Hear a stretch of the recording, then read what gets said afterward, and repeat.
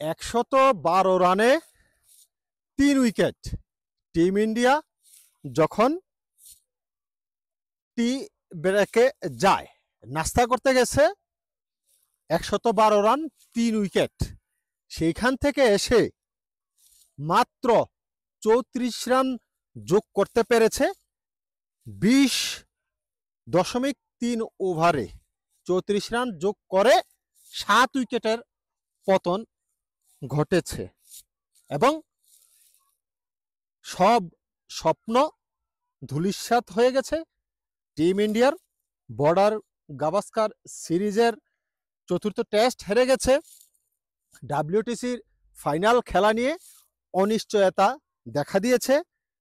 আলোচনা করব team India কোথায় কিভাবে হারলো। তবে তার আগে সবসময়ের মতো বলে নিতে চাই, আপনি যদি আমার চ্যানেলে নতুন হয়ে থাকেন আর যদি আপনি সাদাকে সাদা কালোকে কালো বলতে পছন্দ করেন, ক্রিকেট প্রেমী হয়ে থাকেন, তাহলে এই চ্যানেলটা তো আপনার চ্যানেল। আপনি সাবস্ক্রাইব করে পাশে থাকেন, বেল আইকনটা বাজিয়ে দেন। ফেসবুক কিংবা ইনস্টাগ্রাম থেকে দেখে থাকলে ভিডিও লাইকের পাশাপাশি পেজটাকে লাইক দিয়ে পাশে থাকতে পারেন। সাদাকে সাদা কালোকে কালো বলিব, সাদাকে কালো কালোকে সাদা বলিতে পারিব না, আর আইসক্রিম ব্যতীত কারো পা চাটিতে পারিব না। Hello viewers, it's me Rony bro, welcome to another new video.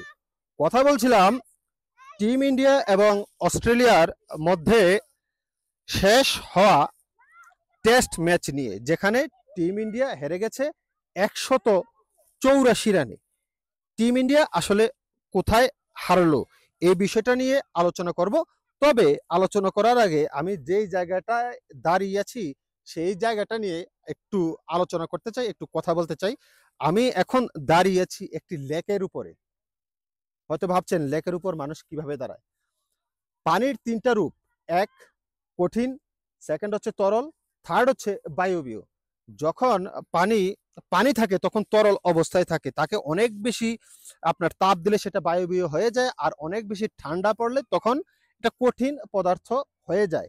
তো আসলে এখানে এত ঠান্ডা পড়ে, টেম্পারেচার এত কম থাকে, যার কারণে তরল থেকে এটা কঠিনে রূপান্তরিত হয়েছে। আপনারা যদি দেখেন, এই যে বরফের উপরে আমি দাঁড়িয়ে আছি, শক্ত হয়ে গেছে, নিচে পানি টোটাল ব্লক হয়ে গেছে শক্ত হয়ে এই পানিগুলা। সুতরাং তরল থেকে কঠিন হয়ে গেছে, রোদ উঠলে হয়তো বায়বীয় হয়ে যাবে, তবে খুব তাড়াতাড়ি এই লেকটা বায়বীয় হয় না, কারণ এইখানে টেম্পারেচার সবসময় মাইনাসে থাকে, যার কারণে এখানে সবসময় অন্তত 2 থেকে 3 মাস এই লেকটা শক্ত হয়ে থাকে এভাবে। এটার মজার বিষয় হচ্ছে সামারে এখানে সাঁতার কেটেছিলাম, আর এখন এটার উপর হাঁটছি। এটা হচ্ছে বুলজানো শহরের, ইটালির অন্যতম টুরিস্ট পয়েন্ট এলাকা বুলজানো। সেইখানকার একটা টুরিস্ট পয়েন্ট, নাম হচ্ছে লেক মিজুরিনা। আপনারা আমার চারপাশে হয়তো দেখতে পাচ্ছেন হাজারো টুরিস্ট এখানে ভিড় করেছে।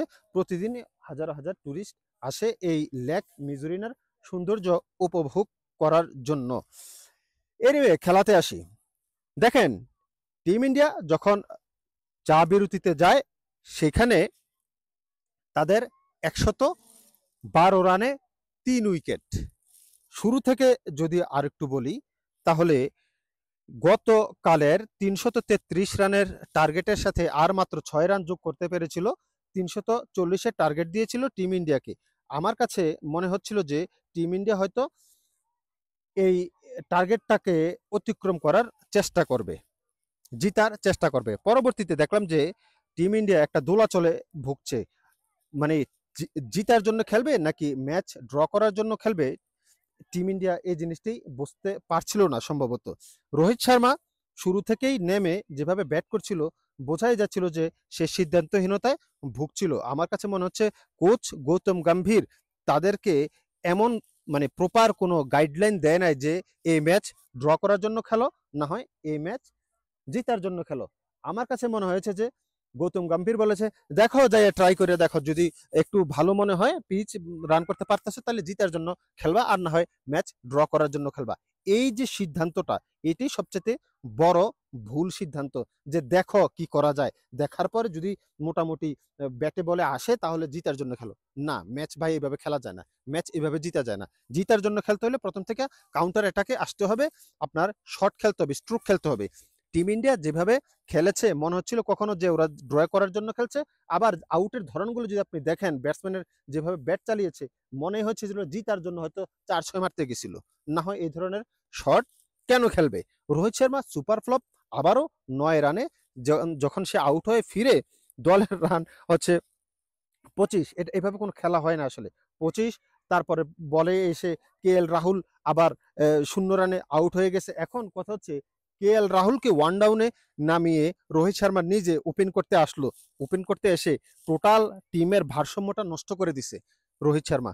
এখন কেএল রাহুল 0 রানে আউট হয়ে যাওয়ার পরে অপর প্রান্তে সেই কিং কোহলি আবার অফ স্ট্যাম্পের বাইরে, অনেক বাইরের বল, খোঁচা দেওয়ার কোনোই দরকার ছিল না। তবে তার যে একটা শট খেলেছে, এটা জিতার জন্য হইলে আমি ট্রাই করলাম, জিতার জন্য ট্রাই করলাম, ব্যাটে বলে হয় নাই, ওকে মানা যায়। কিন্তু আপনি ম্যাচ 340-এর টার্গেট, আপনি জিতার জন্য খেলছেন না ড্রয়ের জন্য খেলছেন, আপনার কাছে তেমন ব্যাটে এটা পরিলক্ষিত হয় নাই ব্যাটিং দেখে।